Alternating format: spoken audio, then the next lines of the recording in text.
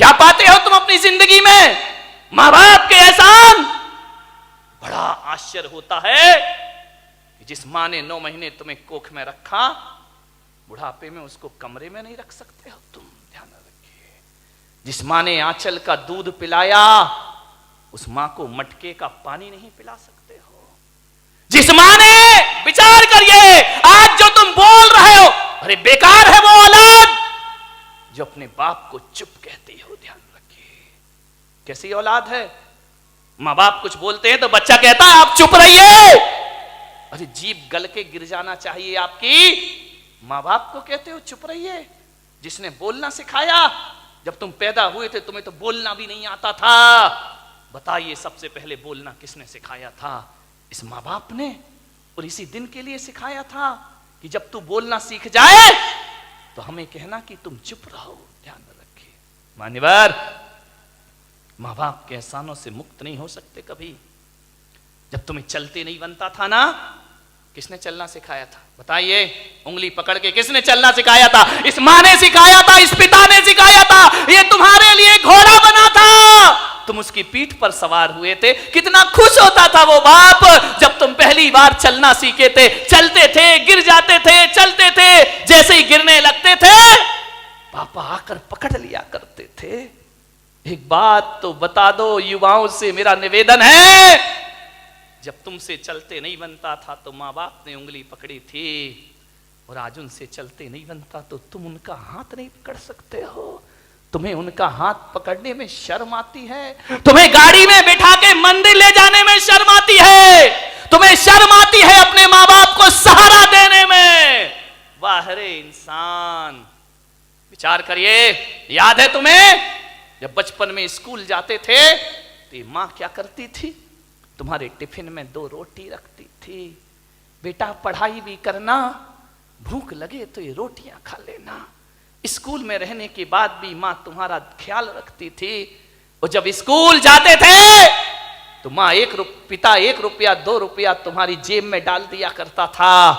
विचार करो आप कि जिस मां ने टिफिन में 2 रोटियां रखी हैं, बुढ़ापे में आज उस मां की थाली में 2 रोटी नहीं है। और जिस बाप ने जेब में पैसे डाले थे, आज वो बाप बिना पैसे के घर में जिंदगी जी रहा है।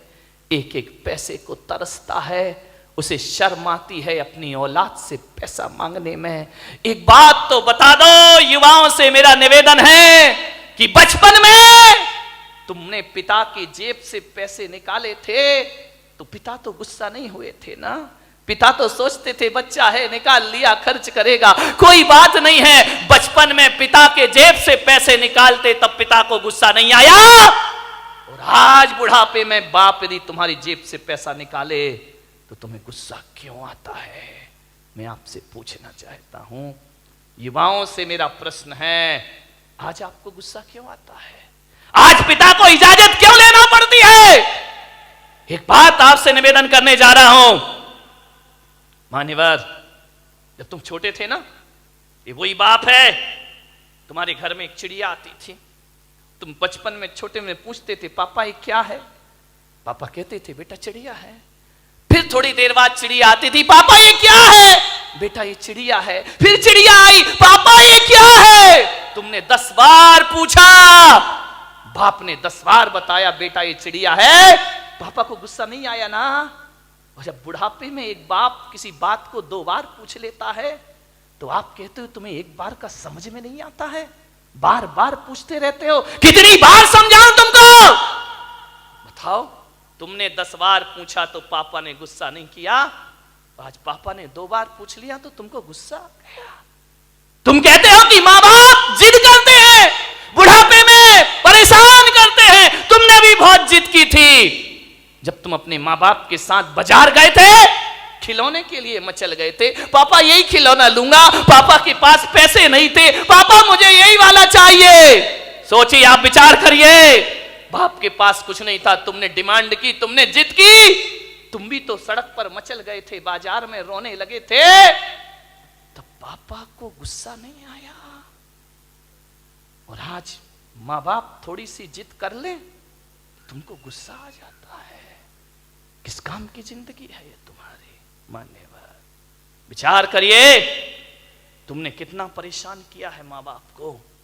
उस परेशानी का यदि 1% भी चुका सको तो माँ बाप खुशी से अपनी जिंदगी जी लेंगे। मेरे भाई, मैं आपसे निवेदन करता हूं, माँ बाप का सम्मान ना कर सको कोई बात नहीं है, ज्यादा उनका मान प्रतिष्ठा ना दे सको कोई बात नहीं, लेकिन मेरा आपसे आज एक निवेदन है, इज्जत ना दे सको कोई बात नहीं, मगर ऐसा तो करो कि माँ बाप इज्जत से उस घर में रह सके। ध्यान रखें, इतना तो कर सकते हो ना कि सम्मान की जिंदगी जी सके। वो क्या करते हम माँ बाप के लिए। स्वामी विवेकानंद बहुत बड़े संत हुए, अमेरिका गए, उन्होंने अपना भाषण दिया, प्रवचन दिया, मां पर बहुत अच्छा बोलते थे। वो कहते थे मां से अच्छा कुछ नहीं होता, मां से बड़ा कोई धर्म नहीं होता है, पिता से बड़ा कोई धर्म नहीं होता, कोई कर्तव्य नहीं होता हमारा। विवेकानंद से किसी जिज्ञासु ने पूछ लिया, आप मां की इतनी महिमा गाते हैं, मां में ऐसा क्या है, धरती पर आए हैं तो मां तो मिलेगी मिलेगी, इसमें कौन सा एहसान। और हर मां बाप पाल पोस के बड़ा करते हैं, कोई बड़ा काम नहीं कर दिया उन्होंने। धरती पर आओगे तो मां बाप तो मिलेंगे ही मिलेंगे। विवेकानंद ने कहा, यह प्रश्न कोई भारत का आदमी पूछ रहा है कि मां में ऐसा क्या है। स्वामी विवेकानंद ने उसे बुलाया कि इधर आओ। वो एक साफा बांधते थे, उन्होंने अपनी पगड़ी खोली, बोले इसे पकड़ो। उसने कहा स्वामी जी ये क्या है। बोले पकड़ो। उसने पकड़ा। और स्वामी विवेकानंद ने कहा कि जाओ मेरी सभागृह के बाहर 1 किलो का पत्थर पड़ा है, उसे उठा के लाओ। बोले स्वामी जी मुझे प्रश्न का उत्तर चाहिए, ये पत्थर अत्थर में से नहीं उठेगा। बोले देख, मां बाप के संदेह में उठा हुआ प्रश्न किसी पत्थर से कम नहीं हुआ करता है। और पत्थर का जवाब स्वामी विवेकानंद नहीं देते, पत्थर का जवाब पत्थर ही दिया करता है। जाओ और पत्थर उठा के लाओ। वो पत्थर उठा के लाया। स्वामी जी ने कहा अपने पेट में बांध, और बांध करके पूरे नगर के 3 चक्कर लगा के आ। बोले ऐसा नहीं हो सकता। बोले क्यों नहीं हो सकता है। बोले मुझे उत्तर चाहिए। बोले उत्तर मैं नहीं दूंगा, उत्तर पत्थर देगा। मां बाप के खिलाफ उठा प्रश्न पत्थर है, उत्तर भी पत्थर ही देगा। जाओ। उसने बांधा पूरे परिक्रमा। बोले थोड़ी देर बांधा फिर छोड़ दिया। बोले मेरे से नहीं होगा ये। बोले क्यों। बोले स्वामी जी आप इतने बड़े विद्वान हैं, मनीषी हैं, ज्ञानी हैं, मैं पेट में पत्थर बांध के घूमूंगा तो लोग हंसेंगे, मेरा मजाक बनेंगे, मुझे अच्छा नहीं लगेगा, मुझे शर्म आती है। तो स्वामी विवेकानंद ने कहा उत्तर मिल गया। बोले ये कोई उत्तर है क्या। बोले यही उत्तर है। जब तुझे 1 किलो का पत्थर बांध के घूमने में शर्म आती है, बोल तेरी मां 9 महीने तुझे पेट में रखकर कैसे घूमी होगी, उसे शर्म नहीं आई होगी। और आज तुझे शर्म आई और तूने पत्थर फेंक दिया। अरे मूर्ख, यदि तेरी मां को शर्म आती हो तुझे कोख से निकाल कर फेंक देती तो आज मेरी सभा में प्रश्न पूछने की औकात तेरी नहीं होती। ध्यान रखिए, ये मां बाप का उपकार हुआ करता, ये मां बाप की बदौलत है। एक बात याद रखना मेरे भाई, आज तुम्हारे पास जितनी भी दौलत है वो मां बाप की बदौलत है। ध्यान रखिए, मां बाप नहीं होंगे तो कहां से डॉक्टर बन जाओगे, कहां से इंजीनियर बन जाओगे। अरे मां बाप का एहसान मानो, एहसान मानो इस मां का। गर्भपात की दुनिया में भी तुम्हें जन्म देने की ताकत रखी है उसने। यदि जन्म से पहले मार देती तो आज यहां बैठ के प्रवचन नहीं सुन रहे होते तुम लोग। आज जो इज्जत तुमने कमाई है ना, ये मत सोचना कि पढ़ लिख के इज्जत कमाई है, ये मत सोचना कि दौलत कमा के इज्जत कमाई है।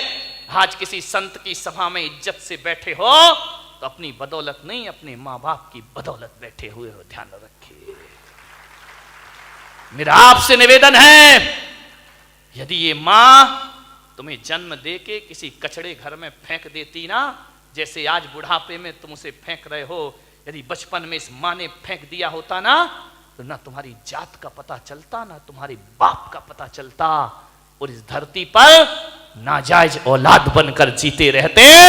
कोई तुमसे शादी करने को तैयार नहीं होता मेरे भाई। माँ बाप ने जिंदगी भर अपना चरित्र बचाया है, इस माँ ने अपने सतीत्व को बचाया है, उस पिता ने अपने चाल चलन को सुधारा है, तब जाकर तुम इस समाज में इज्जत की जिंदगी जी रहे हो मेरे भाई। ध्यान रखिए, ये इज्जत भी माँ बाप से मिली है, ये नाम भी माँ बाप से मिला है। और तुम्हें डॉक्टर बनाने से पहले तुम्हें डॉक्टर बनाने का सपना माँ बाप ने देखा था, तुमने बाद में, तुम्हें तो अकल भी नहीं थी, तुम्हें तो समझ भी नहीं थी कि इंजीनियर क्या होता है, डॉक्टर क्या होता है। माँ बाप तुम्हें बनाते हैं। आज तुम जहां भी हो, संतों की बदौलत, भगवान की बदौलत हो या ना हो, माँ बाप की बदौलत आज तुम जहां पर भी हो। ध्यान रखिए, माँ बाप का हाथ है इसमें। बूढ़ा दुखी हो गया, बहुएं पसंद नहीं करती, घर जाता बूढ़ा तो ऐसा लगता जैसे किसी जेल में प्रवेश कर रहा हो। पत्नी भी नहीं, फोटो लगी है पत्नी की, लेटा हुआ है पलंग पर, कभी पत्नी को देखता है, कभी अपने आप को देखता है। रात कटती है करवट में, पता नहीं चलता कितनी लंबी रात है। यूं तो अमावस 15 दिन में एक बार आती है, लेकिन उस बूढ़े की जिंदगी में तो अमावस ही अमावस थी, पूर्णिमा तो कभी आ ही नहीं पाई। सुबह ताने भरे शब्दों से नाश्ता मिलता, उलाहना दे करके 2 रोटी मिलती, करते क्या हो तुम यहां बैठे बैठे? कुछ नहीं बोला बूढ़ा। ठीक है, जाए भी तो जाए कहां? बड़ा दुखी था।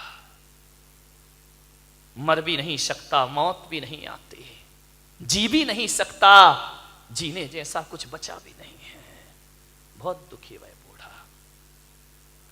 थोड़ा बहुत टहलाता, यार दोस्तों में बैठता, शरीर में ताकत नहीं, कुछ कमाए, कुछ मेहनत करे, फिर घर लौट आता। और घर लौटता तो ऐसा लगता कि किस दरिंदगी की जिंदगी में मैं वापस लौट आया हूं।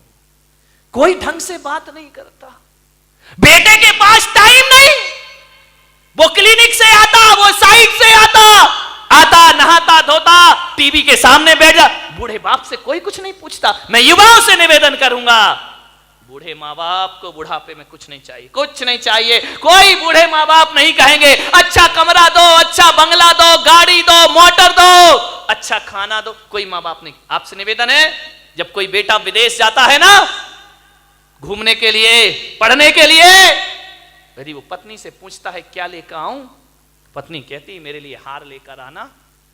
बच्चे से पूछता बेटा तेरे लिए क्या लेके आऊं, वो कहता है मोबाइल लेके आना। बहन से पूछता है तेरे लिए क्या लेकर आऊं, वो कहती अच्छे से सूट लेकर के आना। लेकिन जब माँ से पूछता है माँ मैं विदेश जा रहा हूं, बता तेरे लिए क्या लेकर आऊं, तो माँ कहती मेरे पास सब कुछ है मेरे बच्चे, कुछ लाए या ना लाए, मेरा लाल तू वापिस आ जाए, इससे बड़ा उपहार मेरे लिए दुनिया में कोई दूसरा नहीं। एक माँ है जो केवल तुम्हें चाहती है, तुम्हें बस, बाकी सारे रिश्ते तो तुमसे कुछ चाहते हैं। ध्यान रखिए, तुम्हें चाहने वाला कौन है? मान्यवर, क्या चाहिए एक बूढ़े माँ बाप को? पत्नी डिमांड कर सकती है साड़ी की, आभूषण की, माँ बाप तो नहीं करते। कोई उन्हें अच्छा पहनना नहीं चाहिए, उन्हें अच्छा कपड़ा नहीं चाहिए, उन्हें तो सब जीवन जी लिया है। ध्यान रखना, लड़कों से मेरा निवेदन है, बूढ़े माँ बाप को केवल प्रेम के 2 शब्द चाहिए। रूखी रोटी दे देना, ऑफिस से दुकान से जब भी लौटो 2 मिनट अपने माँ बाप के पास जरूर बैठना, उनका हाल चाल पूछ लेना, समस्या का समाधान कर पाओ या ना कर पाओ, 2 शब्द प्यार के बोलना कि पापा जी कोई तकलीफ तो नहीं है ना, कोई कष्ट तो नहीं है ना, आपकी तबीयत ठीक है ना, बस इतना बोल दो। ध्यान रखिए, कुछ नहीं चाहिए माँ बाप को। एक माँ को इतना ही तो सुनना है कि माँ से इतना बोल दे बेटा कि मम्मी तू ठीक है ना। मैं आज आपसे पूछता हूं, एक सच्चा बेटा होगा तो आज जाके घर में माँ बाप से पूछेगा कि माँ बाप, माता पिता जब तुमने मुझे जन्म दिया था क्या सोच के जन्म दिया था? एक बात पूछना प्रश्न अपनी माँ बाप से, क्या सोच के तुमने जन्म दिया था मुझे? आप बताओ पिताजी, जैसा आपने सोचा था मैं उसके अनुसार हूं या नहीं हूं? पूछ लो एक बार अपने माँ बाप से, किन अरमानों से जन्म दे के पाल पोस के बड़ा किया था? मैं आपकी इच्छाओं के अनुरूप जीवन जी रहा हूं या नहीं जी रहा हूं? और माँ बाप यदि कुछ ना बोले तो समझना कि तुम अभी वैसा जीवन नहीं जी रहे हो।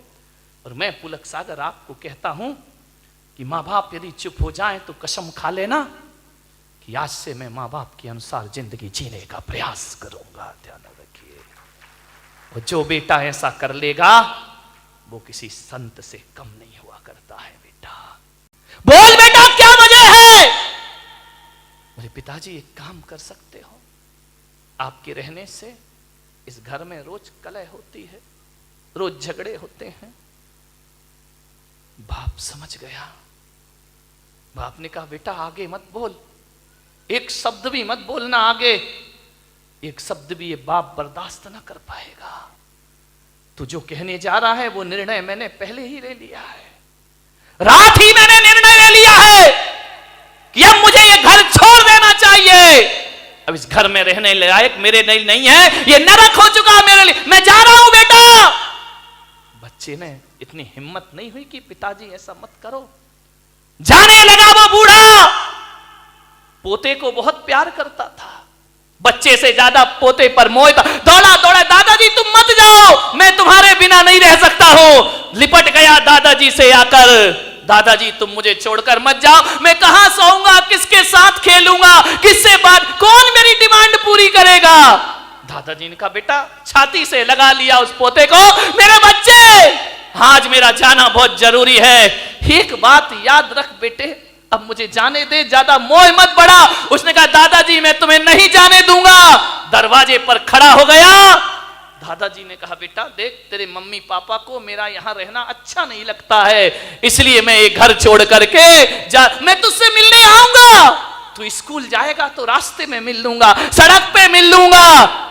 उस पोते ने कहा कि दादाजी चाहे कुछ भी हो जाए मैं तुम्हें जाने नहीं दूंगा। लेकिन बहू देख रही है, बहू ने बच्चे को घसीटा, चल अंदर। ज्यादा दादाजी नहीं करना, जाने दो उनको। बच्चा दौड़ा दौड़ा गया दूसरे कमरे में। ठंडी के दिन थे, कड़कड़ाती ठंड। एक कंबल उठा के लाया। दादाजी आप कुछ नहीं ले जा रहे ना, ये कंबल ले जाओ, ये मेरी दादी का कंबल है, वो हरिद्वार गई थी तो वहां से खरीद के लाई थी, ये मेरे मां बाप का नहीं है। मां ने कहा चल दे दे कंबल, क्या बिगड़ता, इससे अच्छा कंबल ले आएंगे। दादाजी के कंबल दिया पोते ने, उसने छाती से लगाया कंबल को। यही मिला उसे पूरी जिंदगी में, जिसके लिए मकान दुनिया सब कुछ बसाई, ये कंबल हाथ लगा है लास्ट में। क्या मिलता है इस आदमी को? कुछ नहीं।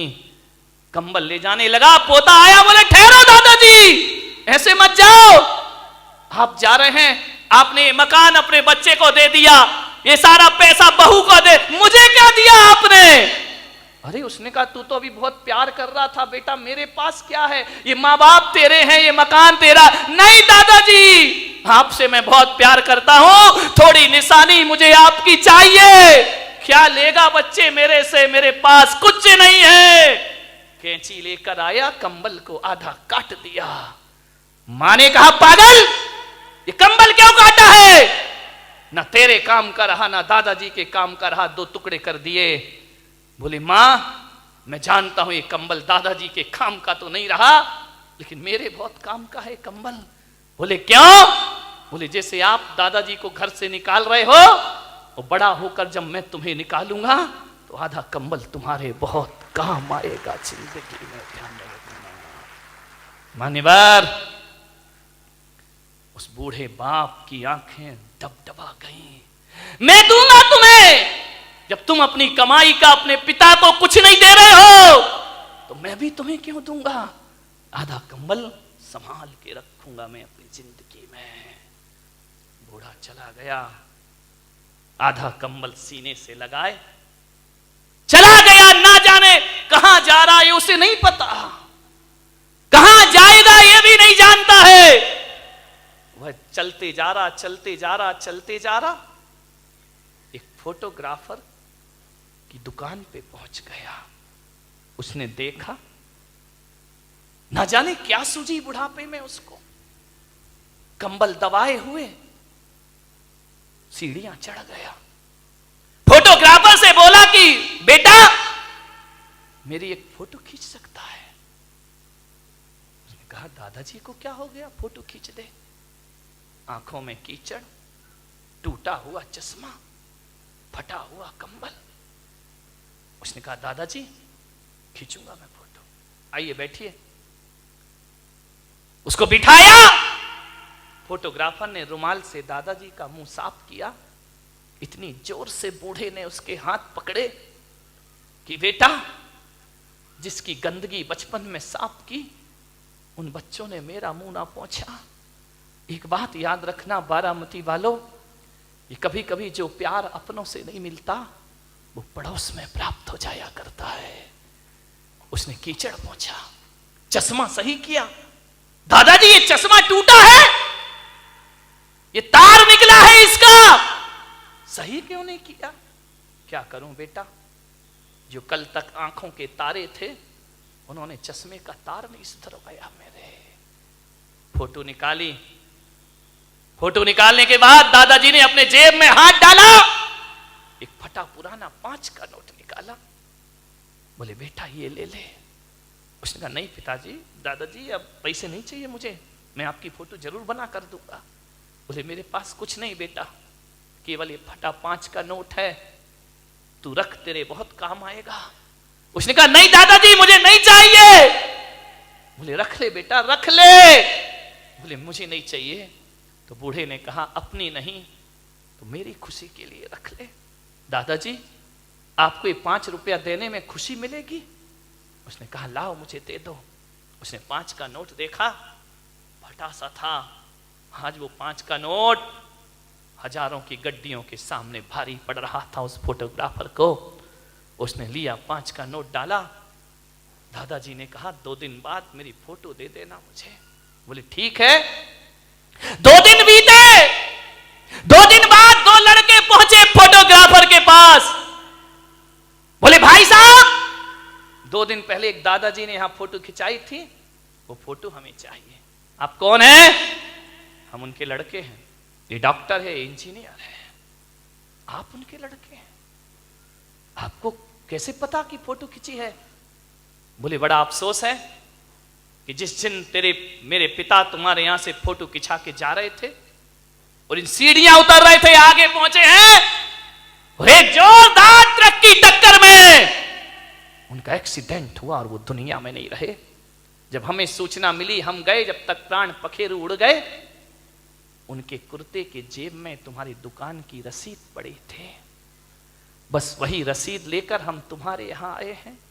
वो फोटो तो दिखाओ जरा। फोटो दिखाई। अरे ये फोटो खींची है तुमने? ये फटे से कपड़े, टूटा सा चश्मा, आंखों में कीचड़।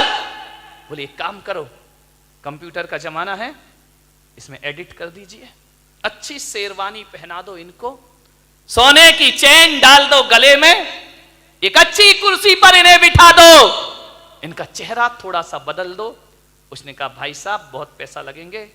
बोले देंगे। 5,000 रुपए लगेंगे। बोले देंगे 5,000 रुपए। ये वो औलाद जिसने जीते जी बाप को 5 रुपए नहीं दिए, वो 5,000 की फोटो ले रही है।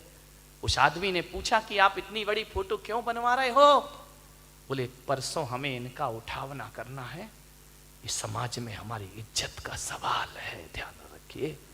हम उनकी ऐसी फोटो नहीं लगा सकते हैं, हमारा भी स्टेटस है, हमारा भी स्टैंडर्ड है। सारी समाज हमारे यहां आएगी। जितनी सुंदर फोटो बना सको फोटो बना दीजिए। कल सारे लोग श्रद्धांजलि सभा में उपस्थित होंगे। ये है माँ बाप का सम्मान। फोटोओं पर फूल चढ़ाने वालों, जीते जी 2 शब्द प्यार से नहीं बोलते हो। कैसी औलाद है कि जीते जी बाप के लिए नए कपड़े नहीं आते, मर जाए तो नया कफन खरीदने दौड़ते हो। ध्यान रखिए। मेरे भाई आपसे निवेदन है, लाशों पर फूल मत चढ़ाना, कोई बात नहीं है, जीते जी बाप से फूल जैसी बातें जरूर किया करो, तुम्हारा जीवन सार्थक होगा। ये संस्कृति होना चाहिए भारत की। मेरे सानिध्य में मुझे बड़ा दुख है कि मैं संत होकर मुझे एक वृद्धाश्रम बनाना पड़ा जहां बुजुर्ग लोग रहा करते हैं। ऐसे ऐसे लोग आते हैं मेरे पास आंसू बहाते, हर एक घर की दुनिया से बाहर निकल के देखो, अपने ही घर को दुनिया मत समझिए। आते हैं मेरे पास, महाराज ये जिंदगी का अंतिम पड़ाव, कुछ व्यवस्था करो, हमारा बेटा हमें घर से। एक बेटा मेरे पास आया अपने मां को लेकर, महाराज आपका वृद्धाश्रम बना है, आपका वात्सल्य धाम बना है, मेरी मां को वहां रख दीजिए। मैंने कहा शर्म आना चाहिए तुझे, एक बेटा कह रहा है कि वृद्धाश्रम में रख दो। मान्यवर, मैंने उससे कहा तुझे तो चुल्लू भर पानी में डूब के मर जाना चाहिए। जिस मां ने कोख में रखा तू घर में नहीं रख सकता है, वापिस लेके जा इस मां को। बोले आपने क्यों बनाया वृद्धाश्रम? मैंने कहा मैंने इसलिए नहीं बनाया कि कोई औलाद अपने बाप को मेरे पास भेजे, नहीं भाई, ये तो मेरे लिए सबसे बड़ा पाप हो जाएगा। और मैं बारामती में कह रहा हूं पुलक सागर, इस देश से वृद्धाश्रम की परंपरा खत्म होना चाहिए, समाप्त होना चाहिए। एक भी वृद्धाश्रम इस देश में नहीं होना चाहिए, एक भी ओल्ड हाउस इस देश में नहीं होना चाहिए। ये बदनुमा दाग है भारतीय संस्कृति पर। लाल किला शान हो सकता है, कुतुब मीनार शान हो सकती है, ध्यान रखना, ताजमहल शान हो सकता है देश की, लेकिन वृद्धाश्रम देश की शान नहीं है। ये भारतीय संस्कृति पर मारा हुआ तमाचा हुआ करता है। एक बेटा मां बाप को वृद्धाश्रम में रखता है। मैंने उसे 1 घंटे समझाया, बेटा मां को मत निकाल अपने घर से। 1 घंटे मैंने उसे समझाइश दी, वो अपनी मां को वापस ले गया। ध्यान रखिए मान्यवर, मैं एक भावना रखता हूं, मेरा और हम जैसे संतों का जीना सार्थक हो जाएगा जब वृद्धाश्रम रातों रात खाली हो जाएगा। मेरे भाई, हर बेटा अपने माँ बाप को अपने घर ले जाए।